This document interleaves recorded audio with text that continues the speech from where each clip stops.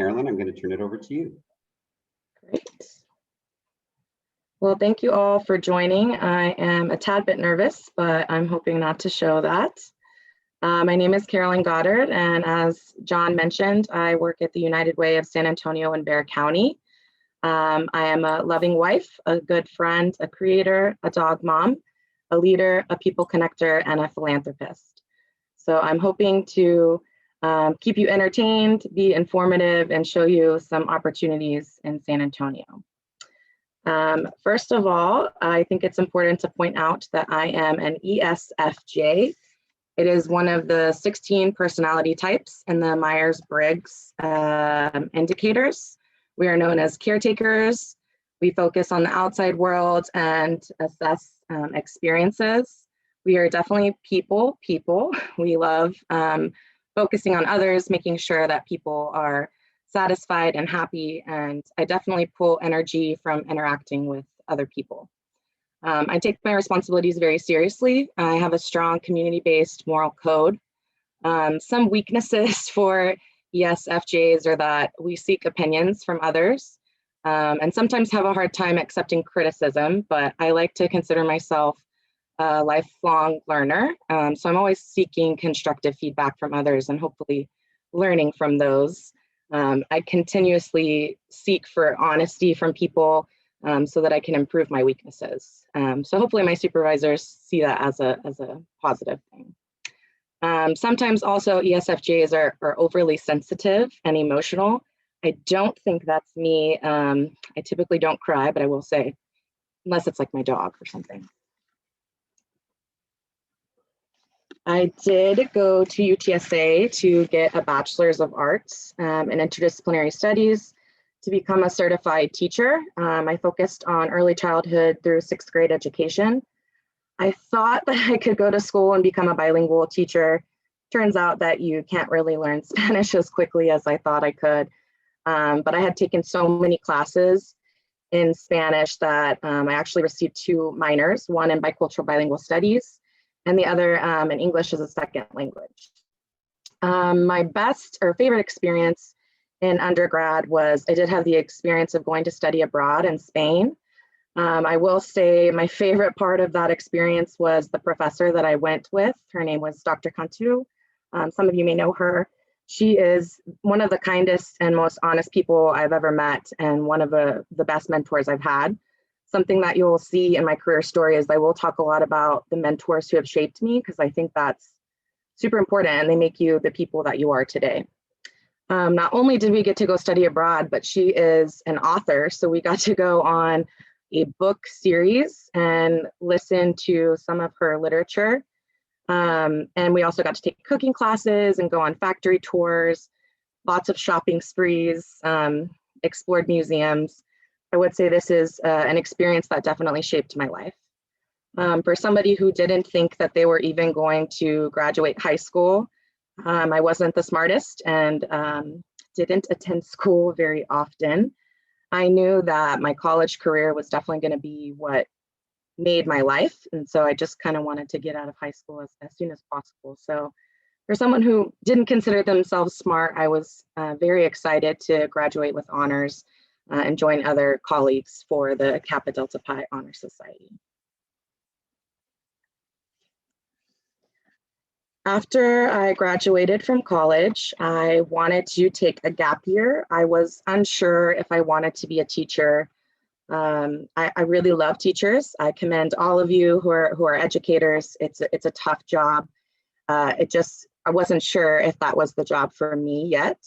So I decided to take a gap year and I applied for an AmeriCorps program called City Year and served in City Year San Antonio for 2 years, actually, because after my gap year, I still wasn't ready to adult quite yet. So I figured that would allow me the chance to figure out who I am. They also provided a living allowance, healthcare benefits, a uniform, cell phone, bus pass, food stamps, everything I needed to kind of find out what it took to adult. They also provided a $5,000 Siegel AmeriCorps Education Award, which is the sole purpose that I'm in grad school right now. Without it, I would not have been able to financially go to grad school. And it pushed me to further my education. So I really think that this was one of the biggest experiences in my life who made me who I am today. The first year of service, I served as a regular Corps member. We spent about 40 hours in a school, and I actually went to a rural school, Somerset High School, outside of San Antonio. So my days were very long. I woke up 4 a.m. every single day. I picked up 4 coworkers on the way to work. We drove 30 minutes to downtown San Antonio to pick up a van, and then we drove another 30 minutes to Somerset, where we spent 8 hours focusing on the ABCs, attendance, behavior, and coursework, helping those high school students expand their sense of who they were, why they mattered to us, and who they could become in the future. I also started a club there that we called the Pretty Girl Swag Club. So we taught girls how to become women and role models for others. So again, with the mentors in mind, this was one of the changing experiences for me, because I thought that I was mentoring others, but really they were mentoring me. Every day we started with morning circle and something called a PITW, which is putting idealism to work. So those morning routines became very important to me, checking our uniform, making sure that we were ready so that we could be the best people that we could for the individuals we were serving. After that 8-hour shift, we drove 15 minutes to the intermediate school where the elementary kids came, and we ran an after-school program with them. So I had 2 sets of students that I worked with. After that gap year, like I said, I applied for a second year to be a team leader, and I supervised a team of 7 individuals from all across the United States. Being a senior Corps member was my first experience being a leader and a boss to others, so that was an experience in its own. But this opportunity really provided me with the leadership development skills and the training and the coaching that I needed to become a manager now. And it really helped me with my own personal and career goals, because like I said, I wasn't sure what I wanted to be when I grew up, and this really helped me mold me. The second year I served was at Washington Elementary School, which is also important to my long-term story, because it was the first time I was exposed to the east side of San Antonio that I fell in love with. I have been on the east side for 7 years now. So like I said, it started with Washington Elementary. A job opened up at the middle school right down the street that my elementary students were going to go to the next year. So I applied to be a paraprofessional at that school for the next year, and I got the position. In between that time, though, I had about 3 months of a gap summer, if you will. So I applied at the United Way for an internship. And 4 of us, you'll see our beautiful smiling faces over here, got that internship. And our jobs for that summer were doing social media and marketing, event planning. We coordinated kinder camps, and we ran a midnight basketball league. EPN stands for Eastside Promise Neighborhood. It's a $24.6 million grant from the Department of Education to build a cradle-to-career continuum of services for families in that 3.2-mile radius of the east side. Our purpose for that grant was to make sure that families had resources and that children were inspired to stay, grow, graduate, and hopefully stay again in their community. But our jobs as interns was to make sure that we were focusing beyond the school and the revitalization of the neighborhood and the community. We were using system level changes and a collective impact framework, which you'll hear me talk about a little bit later. Little did I know that this temporary summer gig, though, would turn into what is now my career. I will say for those of you who are applying for internships right now, I know it's a requirement for us in grad school, and some of us think it's kind of daunting, but apply for those internships, get that experience, because you don't know if this will turn into your lifelong career. And I know it seems a little funny that we have to pay money to have an internship, but like I said, it's absolutely worth it. And money isn't everything. Your experience will take you very, very far. So definitely apply for those internships. They'll create opportunities and open doors for you. So as I mentioned, I had gotten the job as the parent and family liaison at Wheatley Middle School right down the street. I was so excited to be able to get to work with the same families I had worked with the last year, and particularly excited to work with their parents. I have a passion for education, but I noticed that being a teacher really wasn't in my trajectory because I really wanted to help families outside of the classroom. And being a teacher, you have to teach to the curriculum, and it didn't allow me that opportunity to build the relationships with the families outside of the classroom. So I jumped on the opportunity to apply here. I will say, and she might be watching, Miss Allison was probably the toughest boss that I've ever had, but without her, I would not be the woman that I am today. For those of you that know her, one of my duties every morning was to grab a pair of matching glasses to match her outfits because she was very glamorous. And I think she definitely taught me that accessories are important and they show your character. So I'm not wearing my accessories today, but typically I have cat headphones that I wear at work just to make people smile, and I like them and they're beautiful. The other parts about being a parent family liaison that I'll point out is that it was my first, real job, I would say, because like I said, I had an internship and I served in AmeriCorps, but those weren't really jobs. They were temporary things. So this could have been my long-term career, but United Way had different opportunities that presented themselves. This experience here, I got to engage with families and the community as a whole. I wanted to create a really inviting atmosphere for families in the parent room to come and have coffee and socialize together, to learn about different resources in the community, to take parenting classes. I conducted campus-wide events to get parents to come interact with their children as well. I also conducted home visits on a daily basis. So if your child was absent from school, you would get a little knock at the door from my smiling face asking where your child was. And I wasn't, ever rude or like, where's your kid? Why aren't they at school? But I was like, what's going on? And is it, a lack of resources? Are they sick? Or do you need something? Is it clothing? And oftentimes it was that they didn't have clean clothes. They didn't have a uniform to go to school with. So finding the resources that they needed to get those uniforms and get to school was a big part of my job. And I really, really liked supporting those families. So I kind of knew that family engagement was my wheelhouse, my jam, if you will. And it was an extremely rewarding position that actually helped me get to the position I have now. Like I said, I stayed connected with these families. I'm still connected to many of them, actually. I'm going to a graduation tonight for one of the 5th grade students that I had at Washington, and I'm going to another graduation tomorrow for another 5th grade student. So I'm flattered that, you get 7 tickets and I'm one of them. And one of the times I cried, I get emotional with my family. So happy to have that experience. As you know, one of the big sellers of working in a school is that you get summers off. Well, I had been going at full speed already since college, so I didn't really want the summer off. So I applied for another summer gig before I went to United Way.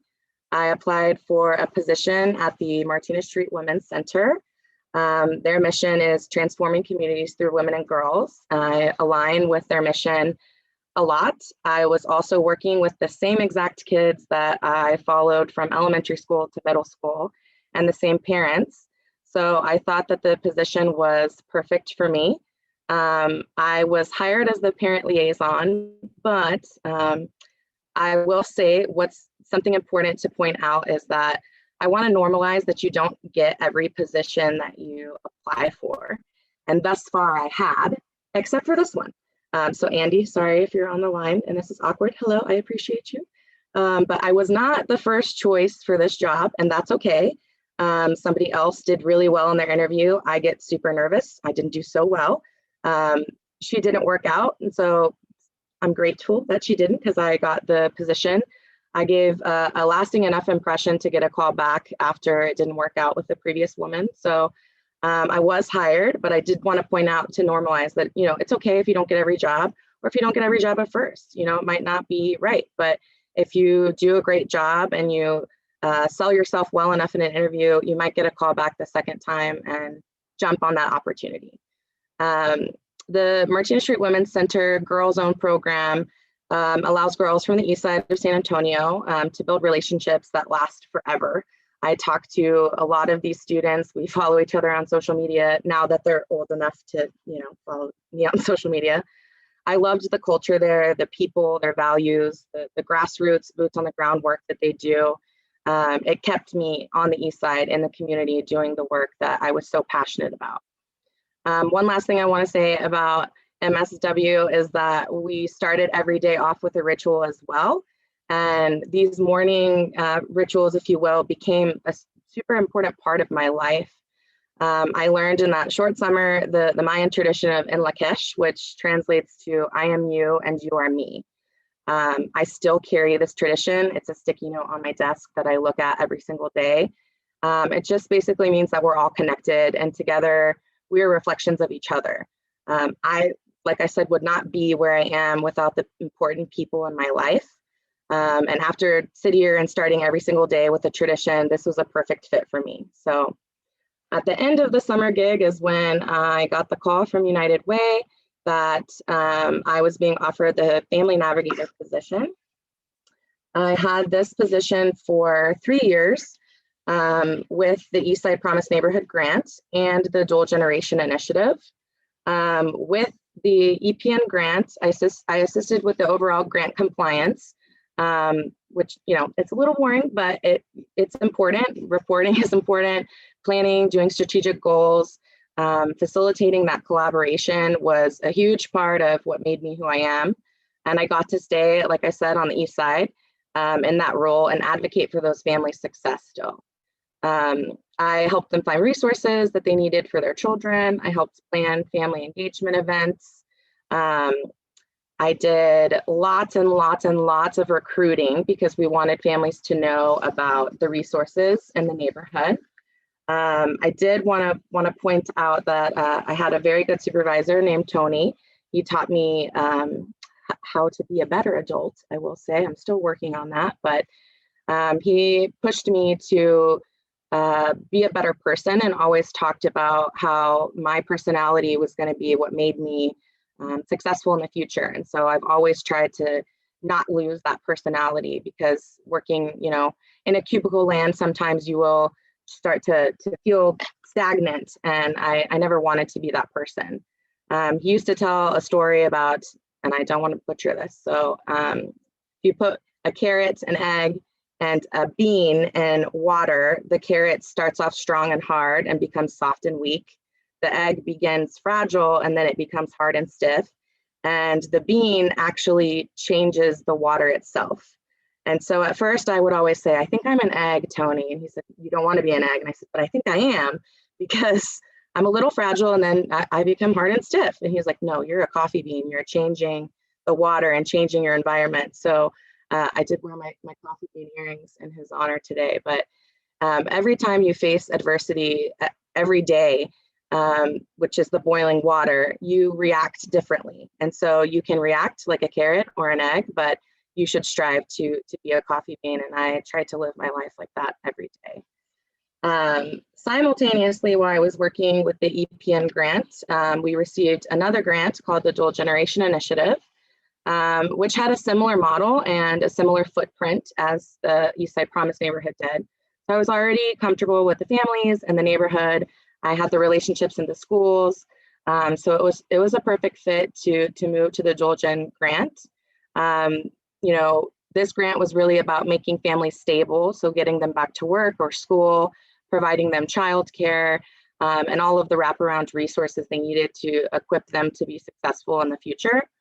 I still try to work on EPN grant, even though I'm not. So I attend their meetings and attend their functions and try to plan community engagements events with them because I love the collective model, the collective impact model. I love the families. I love the neighborhood. So I sneak over there every once in a while. That job was very similar. I helped manage with the overall grant compliance because, funders require different management, so different reports. We had funding from the Annie Casey Foundation, the Seymour Institute, Bank of America, Doris Duke, and Urban Institute, and others. So they all have different requirements that we need to comply with. And I got to know funders as well. This was my first experience, not just working with families, but working with the funders and, helping make sure that they understood the story and the work that was happening so that we could apply for more funds. My favorite part about that job was, like I said, helping the families and making sure that they did have the wraparound resources. This is really where the strong partnerships came to play, because families have all different kinds of needs and not one organization can meet those needs. So I had to call different organizations to make sure that resources were available to families and that families were aware of the resources out there, because there are tons, but if you don't know where to go and don't have somebody to navigate you, it can be very overwhelming and then you can give up. So I really liked being that navigator to families and making sure that they knew that they had somebody to call. And even though I'm not on that grant, I get calls all the time from families like, hey, Caroline, where can I go for this? What can I do to this? And I always answer the phone no matter what time it is and make sure that I'm available for them. This is also where I started working on my social media career as well. I learned how to do website design. I learned how to make brochures and all kinds of printed materials so that people were aware of the resources, and supporting the recruitment to all of the agencies that we funded. I wanted to make sure that, like I said, parents had fun as well. So we planned a lot of community engagement events and family barbecues, bingo nights, to the museum, at the zoo. And that became one of my favorite things, was event planning. So I've dabbled in that area as well.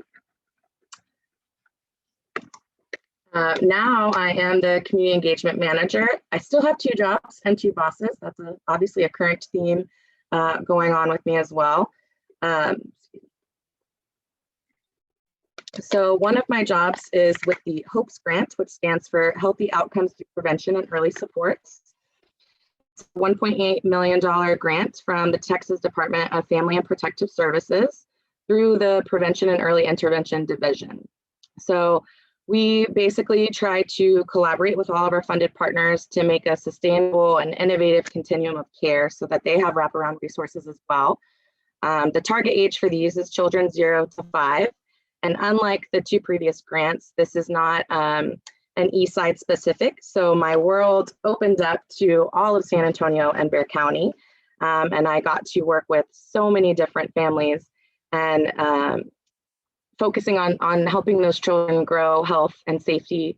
Sorry, I have to let somebody in the waiting room. Healthy and safe homes and reduce the risk of child abuse and neglect. So doesn't sound super exciting when we talk about child abuse and neglect sometimes, but this is a very exciting job to see families grow and change and really become stable families, and you can see the love and bonds with them. It's a beautiful thing. So like I said, I have 2 bosses, 2 jobs. The other job is with the Strong Individuals and Families Impact Council, which is one of our 4 impact councils at the United Way. My job there is ensuring all individuals and families are stable, flourish economically, and reach their full potential and maintain a quality of life free of discrimination. The work here, I have 27 partners that I get to work with, which is a lot, but I try to focus on each and every one of them individually and as a collective. I was at a site visit this morning helping an organization with a Father's Day event we're having on Saturday. So I love my job. I love working collaboratively with our nonprofit partners, our community volunteers, all of our stakeholders across San Antonio, and our staff as well. I work with a great team. Some of them are on this call right now. We evaluate all of the program data. We look at the financials to ensure that your investments are addressing like our stated priorities and achieving our results through that collective impact lens. This is really where I got to shine and be a people connector. I think I've always been a leader, but having a voice for the families was always important for me to keep, because sometimes when you read reports and you look at numbers, you forget that they're real people. And so I always think it's important to get out of those cubicle walls and get into the community, see those families, go to the events, and really make sure that we're not just a funder, but we're a partner to our funded agencies, and making sure that people understand the work that United Way is doing, not just managing these contracts, but changing people's lives. My current work addressing poverty and the wage disparity amongst women of color and Anglo men, and addressing family violence through prevention intervention is more important now than ever, especially with COVID. It has changed the trajectory of many families' lives, and I just want to make sure that they don't let this bump in the road that's been a bump in the road for all of us for a year, and make sure they're aware of the resources out in the community. This has opened my eyes to a wide variety of partners in San Antonio. I learned something new about our partners and their work every single day, and I hope that continues. A lot of people ask what my typical day is like, and I don't really have one, and I really like that. So I can be at a partner agency in the morning, be on a Zoom call like this at lunch, and then be planning an event or reading reports or helping write a grant. Every day looks different. Of course, I have some routines and meetings and lots and lots of meetings, but my job is very rewarding, and I love it. And I love to share with other people the great work that we're doing at United Way. I have an amazing team, and I hope that I hope that I'm also an amazing teammate. But I did want to point out too, I mentioned earlier that I am a lifelong learner. During all of these jobs, I've taken every opportunity that I've had to learn something new. So currently, I'm actually working on getting a certification in results-based accountability. In other previous jobs, I got a certification in social media, and some others that I'll just discuss in a little bit. But I did want to mention that if you ever have the opportunity to get a certification or take a training, take that opportunity, because it's going to help you learn and grow. I think that's actually why I was asked to do this career story, is because UTSA offered career badges this summer for free. Usually it's a charge, but I jumped on the opportunity. I took every career badge that I could take, and I think that's probably why they asked me to do this, but I just want to make sure that you guys are taking every opportunity you have to learn something new and become a better person. One other thing at the United Way is we do have a group called the Emerging Leaders Council. That's me and the apple, in case you were wondering why I wasn't in that picture. That's me. Emerging Leaders is a group of young professionals. They offer professional development opportunities, socials, and community service project or volunteer opportunities. If any of you are interested in joining, message me. That's my little stab. Call me later. It's a fun group, and you'll definitely meet other young professionals who are looking to learn and grow. I do hope that I exude this, but I do believe in a servant leadership philosophy in life, and hope that I have that leadership philosophy. The goal for me is to always serve others. So on my free time, I do serve on a couple of nonprofit boards or community boards, and I do volunteer with the Beard Club, which you'll see, my husband has a beard, not me, obviously, but we raise money for other smaller nonprofits in the San Antonio community. We do volunteer service, and the Ordinary down at the bottom is another volunteer group that has given me the opportunity to serve with them on a yearly basis, giving back to the community as well. So I will say serving on a board, if you ever have the opportunity, is a great way to become a better leader and serve your community. Provides you the opportunity to do more for an organization that you're already aligned with your passions. Whether it's financial or time or simply supporting by going to an event, I would say find a group of people that you can relate to, who align with your personal mission and your personal vision, so that you can spend time serving your community. I think everyone should volunteer. And if you ever would like to volunteer with me, I'm always looking for volunteers. I am also a proud Rotarian. I think most people think Rotary is for people over 40 and a little older, but we're trying to change that. I've been in Rotary for 5 years, and I've served as the secretary for 2 years. I'm actually the president-elect right now, and will be president after grad school. For those of you who don't know, Rotary is just your friends, neighbors, people like you, problem solvers in the community, leaders, just looking to make lasting changes. It's an international organization which opens the door for so many opportunities for leadership. We fund the International Foundation, which really works to reduce the amount of polio. We only have 3 countries with polio in it currently, so we do raise a lot of funds to end the polio disease. We also build bathrooms, schools, sanitation, fresh water, fruits and vegetables.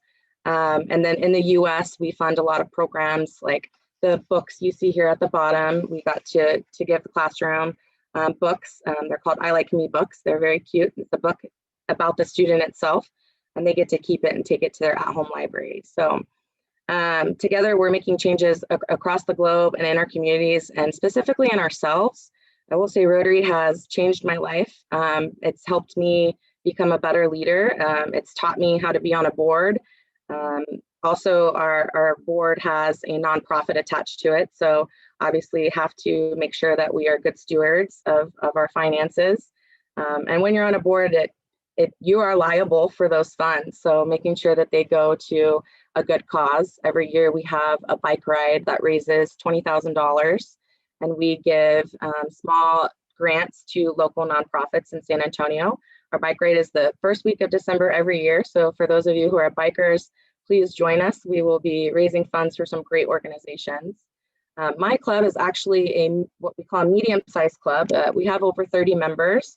Some are supplies manufacturers, brewers, Alamo Beer, urban planners, ministers. We have 2 ministers, entrepreneurs, realtors, financial planners, and people like myself who work in the nonprofit field. They have provided me as a young person the opportunity to serve on a leadership role. And I think that is super important. A lot of times it's harder to get into organizations that support your growth. And I think they have thought from day one that I was going to be a leader, and have supported me financially through leadership academies and giving me those positions on the board. Nominating me for president-elect was a big deal. I think I'll be the youngest one, in a while. Our core values are service, fellowship, ethical behavior, inclusiveness, and we like a 5th one that's fun. Our club is all about fun. We love to have socials. We love to volunteer, and we're always looking for new members. So if anyone's wanting to join, we meet at Blue Star Brewery at 7:30 in the morning every Tuesday. I'm happy to have you as my guest if you'd ever like to come. I did mention I am a lifelong learner, and I go after lots of certifications and every opportunity to learn more and better myself. I am an educator of infant massage, so I can teach parents how to massage their babies and bond. I think it's super important for parents to bond with their child, and that can be difficult after birth. I specifically like teaching fathers infant massage because I think it's a great way for them to bond and love on their babies. This certification allows me to present at hospitals, to nonprofits, to fathers directly. I could probably charge a high amount for these sessions, but I have never charged. I like to do these sessions for free because my main goal is to bring infant massage to those parents who can't afford these services elsewhere. I'm also a certified child passenger technician, which really is a fancy word for a car seat geek. I am obsessed with car seats. I think that a lot of parents don't read their manuals. If you're a parent, please read your manual, by the way. I decided to join this dedicated group of people who have that in common with me, that we care deeply about kids, and we want to make sure that they're safe every single ride. So if you ever want me to look at your car seat, happy to do so. But we also do car seat events where if you don't have a great car seat, or it might be old or a little unsafe, that will provide you with a new one and teach you how to put it in your car as well. These technicians are amazing because we are all across different fields in San Antonio. We have doctors, nurses, police officers, firefighters, nonprofit technicians, And people at car dealerships actually are very interested in this certification. So if you have any questions about that, I'd be happy to answer those for you. I did mention earlier that with the EPN grant, they did provide me the opportunity to attend the UIW Social Media Communications School, where I received a certification at, which I guess I could take and do a whole nother career in social media, but I don't like social media that much. I like to see people in real life. So I do post, but not too much. And then after grad school, I plan on becoming a doula, which people think is very interesting because I don't plan on birthing a child, but birth fascinates me. Helping families is my passion, and making sure that parents have all the resources that they need to have a successful life is really my passion. And so after grad school, I plan on going right back to school and becoming a doula. I'm not quite sure what kind of doula I want to be because there's actually 4 different types. There's fertility, prenatal, delivery, and postpartum.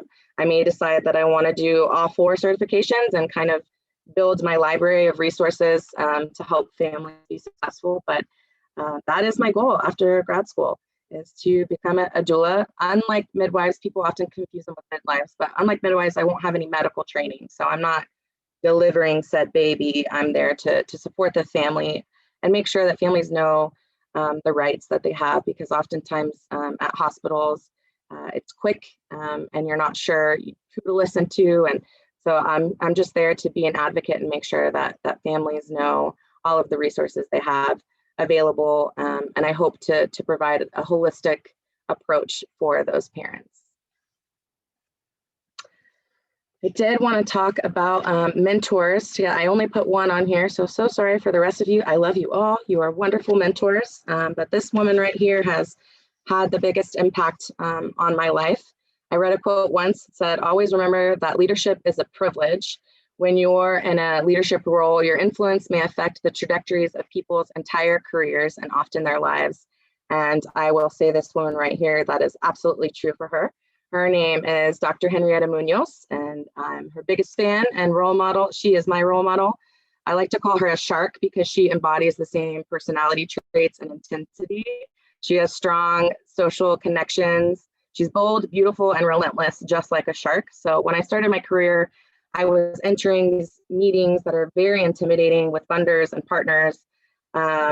Imposter syndrome is a real thing. I know I talked about that in my blog, but I thought that I was going to get eaten up by these sharks, and I was very fearful and uncomfortable thinking that people would either support me or just not like me. I have a strong personality, and oftentimes that can come off as unprofessional, but like I said, she invested in me. She decided to invest in me, took every day to make sure that she was there for me. Even with my weaknesses and my faults, she did not reject me. And instead, she, like I said, invested in me. She changed the way that I perceived many things in the professional world. She taught me how to be a better version of myself, and that I deserved a seat at the table or to build my own damn table, which I have learned to do that too. She continuously inspires me, and I would definitely not be the woman I am today without her. So I did want to give her a shout out. And as I mentioned, mentors matter. Once you find one that believes in your life will change forever. And you are a mentor to other people as well, even if you don't think so. Like I said, I just had 2 5th graders reach out to me from 10 years ago that they want me to come to their graduation. And I don't think that I matter to people from 10 years ago. And so you never know how much you're going to change someone's life. And it's a privilege to be someone's mentor. I did want to point out, though, that a lot of people attach themselves to mentors. Henry is no longer with the United Way. She has moved on to another career. So I did want to say, don't attach yourself to a person, a place, a company, an organization, or a specific project. Attach yourself to a mission, a calling, a purpose, something that you align with, because sometimes they leave you. And I still am very passionate about United Way and plan on staying there. But if you attach yourself to a mentor, I could have easily lost my power and my peace and my sanity there. And luckily, I still have that support system. I'm able to call her, and she, answers at the drop of a hat. So find a mentor that matters. If you don't think that you have one, I am happy to introduce you to tons of people who are out there to support you. but find one and become one yourself as well. So my main thing I wanted to talk about, I know that this is a career story and it's supposed to be about my career, but I wanted to talk about some of the awkward things we don't talk about in your career. This visual here, I think, is super important. This is how we're taught to measure success. Your salary and your job title is what matters, and that's really not what matters. Your salary is great and your job title is great, and those things are going to make you successful, but it's not just about that. It's about your life outside of work. It's about your family. It's about your physical and mental health. It's about you as a person and making sure you never lose who you are. A couple of things I put in here to protect your vibe: avoid gossip and drama at work. Don't get involved with it. It is not worth your time, and it does nothing but bogs you down. Let go of the things you can't control. Avoid comparing yourselves to others. I mentioned imposter syndrome in my blog. It is a real thing. I didn't think that I deserved to be here talking to you guys about my career because I compared myself to the other people who did this, who had already graduated. They were doctors or executive directors. But every career and story matters. You matter, your career matters, and your story matters. So don't compare yourselves to others' success. Stay away from people or things that drain your energy. Your energy is so important. Without it, we wake up every day and we could wake up in a bad mood and your whole day could be ruined. Stay away from that drama and things that drain your energy, because it's all that you have. Don't glorify being busy or the grind. Glamorize self-care instead. This was the biggest point that I wanted to make. I am a hustler. I will say I work late sometimes and lots of weekends.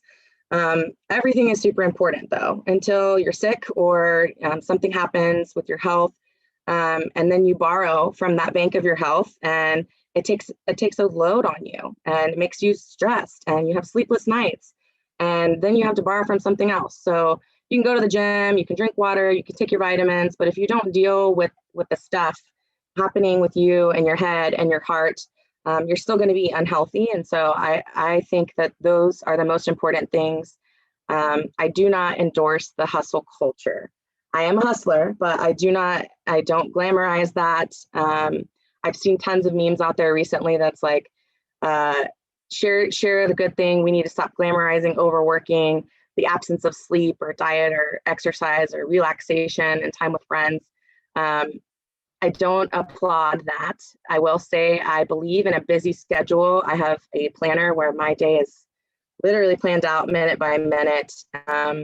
And oftentimes I do have to, not spend time with my family or friends to get work done, but I manage those times so that I do have time for my family and friends. And I do have a very big social life. I like to go out and spend time with family and friends and experience things. I never want to get burned out, and burnout is a real thing that we don't talk about because people wear that badge of honor, like they don't get burned out. Everybody gets burned out. So I just want to be real with y'all and tell y'all that, there are nights that I work super late, and especially with school and Rotary and all of my extracurricular activities, where I might miss a meal or only have a few hours of sleep a night, but that's not my everyday. That's not normal. I do sleep. I spend time with my family and my dogs. And I'm a firm believer that a booked and busy schedule is good if you balance it with prioritizing your family and practicing self-care. Some days happen to be longer than others, and that's fine. That's normal in a job, but your mental health is the most important thing that you can care about, and your well-being should come first. So prioritize you always. A few things that have helped me along the way is find a tribe, your people, your study buddies, your family, a shoulder to cry on. You need a support system, and it's okay to ask for help. You should always feel like you have family and friends to ask for help, coworkers, classmates, your professors. Find people who are going to be supportive for you. Get a planner. I personally use something called an uncalendar. I have it here. I'll show you a little glimpse of it. It is packed and busy. That's my life, but it's pretty old school. It's not like cutesy like other people's planners, but it works for me. It tracks everything. I track my water. I track my sleep. I track walking my dogs. I have calendars for work, for Rotary, for school, but it has a space in there for all of my needs. So that's kind of why I like the old school one. Another tip, learn to meal prep. There are a lot of long nights, especially in grad school, where I don't feel like cooking, and having something already prepared helps me maintain a healthy lifestyle and make sure, obviously, that I eat so I don't skip a meal. And it definitely saves money.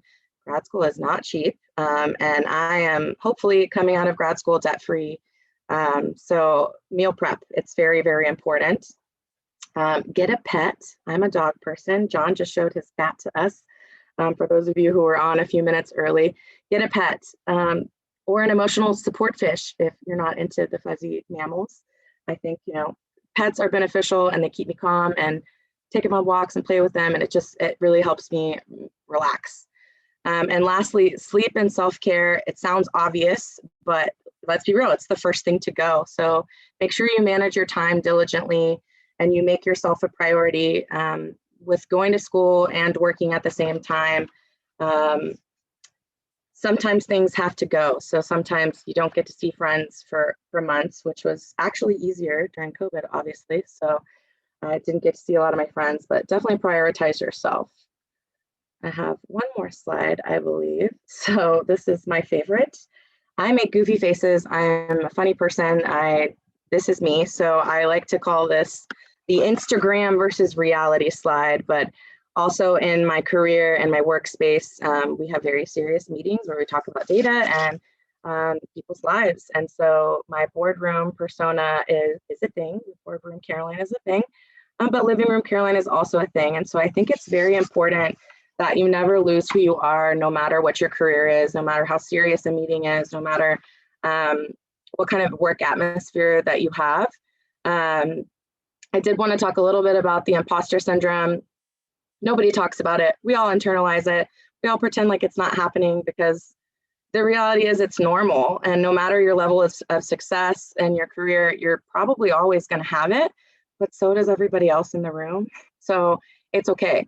Once you decide to have that confidence and reframe your thoughts and know your worth, your life will literally never be the same. Lastly, I will end it before we have some questions at the end. Wake up early tomorrow, enjoy every sip of your coffee, put on something that makes you feel awesome, accessorize, go to work to a career that you love, not one that you're just going to make money, not one that doesn't make you happy. Find your passions, be nice to people, take every opportunity that comes your way, learn something new in the process. Every day is new. Every day presents an opportunity to learn. Self-destruction is not an option. So just be confident in who you are. Clearly, I like memes and quotes, so I'll leave you with one more. Be passionate and be involved in what you believe in, and do it thoroughly and honestly and fearlessly. I think that's it, John. If anyone has questions, I'm going to stop sharing my screen so that I can see all your beautiful faces. Yeah, thank you so much, Carolyn. If you want to, you're welcome to ask questions by turning on your camera and turning on your mic, or you can ask questions in the chat and I will field those for Carolyn, either way.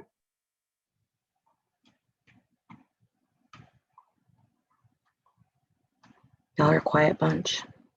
Well, Dawn, I'll actually kind of start it off. You talked about mentorship. I know there's kind of two frames of thinking as far as mentoring. Some believe that a mentorship relationship should be more organic. Some of it should be more prescribed, where you go through this process of how to search for a mentor. What do you think about that?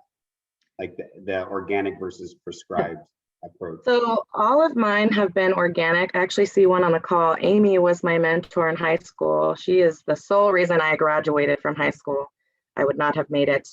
I missed a lot of school. So I was a tough kid, but she worked in communities and schools. So natural mentorship. Her job was to mentor kids and help them succeed. So I will say all of my mentors have come naturally, organically, and been friends or long-term friends. I mean, obviously we weren't friends in high school because I was young, but Even my current bosses have all mentored me. Even if they weren't great bosses, they were still a mentor. They still taught me who I was and who I wanted to be in the future. And without them, like I said, I wouldn't be the woman I am today. But I am a firm believer that naturally mentors are probably better. I do know, like, I have been a mentor for Big Brothers Big Sisters for 10 years. I've had 4 mentors. So obviously those aren't organic, they're assigned, but there's like a questionnaire to, you know, make sure that you guys are a good match. But I've never had, other than Big Brothers Big Sisters, like an assigned mentor before. Thank you. Well, you're getting tons of kudos in the chat. Does anyone have any other questions or comments for Carolyn? I have a question for Carolyn. Hi, Carolyn. Jimmy. We're in the MPA program together. Your work history. I highlighted every instance of us either working at the same place, working in similar programs. Either like me, it was probably through a partnership, volunteering at them, including like the Martinez Street Women's Center. We've actually I don't know how. My question is, how have we not met before graduate school? Because we've worked in like 9 or 11 of the same places. Yeah. I mean, it's a small town, but like, how did that happen, right? Can you speak to that a little bit about the small townness of San Antonio's nonprofit scene? Yeah. So obviously, United Way, we fund all types of nonprofits. Historically, we used to, fund the bigger ones. Now we've gotten better about diversifying the nonprofits that we fund. Some small grassroots one, like Martinez Street Women's Center, for instance, who one of their employees is down below, I see. But I think that the nonprofit world is very small. They fight for all the same funds, for instance, but we're becoming more of a collaborative approach, whether they're funded by United Way or not. We're working with nonprofits across San Antonio to make sure that we're providing those resources for families that are so needed. Oftentimes we serve the same client. I say we, I don't have clients obviously, but the organizations serve the same clients and aren't even aware that they're doing so. But not one organization can do everything for a family. Like I said, there's tons of resources out there that even nonprofits aren't aware of, another nonprofit doing a similar thing. But we're getting better at that. We're getting better at collaborating. We're getting better at collective impact. We're getting better about these are not my 10 clients and you can't have them. Serving the family as a whole has become important across the nonprofit sector. I will say too, I think nonprofits are kind of learning that they don't have to do everything, that you can find your niche and your mission and stick to that instead of trying to be the end all for everyone. So I think all nonprofits are transforming, and even after COVID, I hate saying this because literally everybody said it during COVID, we're all pivoting. Well, I'm gonna say it because it's true. We're all pivoting, and I know that a lot of nonprofits had to change their mission and vision during the pandemic because service didn't look the same. And obviously some of us got to hide, I didn't, but some of us got to hide in our homes and be safe and stick to our COVID bubbles, and others still were out in the community serving families and never stopped. I mean, never stopped these services because those services, quite frankly, the need didn't go away. I mean, people still need food and shelter and clothing and resources. And so I would say, I don't know if I'm answering your question, Dom, the way you wanted me to, but we're all learning together. And I think it's important that nonprofits understand that it's okay to help each other and be there for one another and get out of that mindset of like, we're all applying for this same grant or this same, major funder or bank or foundation. And really work together. I have seen that nonprofits are starting to apply for grants together as a collective and join forces instead of applying for those funds separately, because we're learning that's the route that the world is taking us. So I hope I answered your question correctly.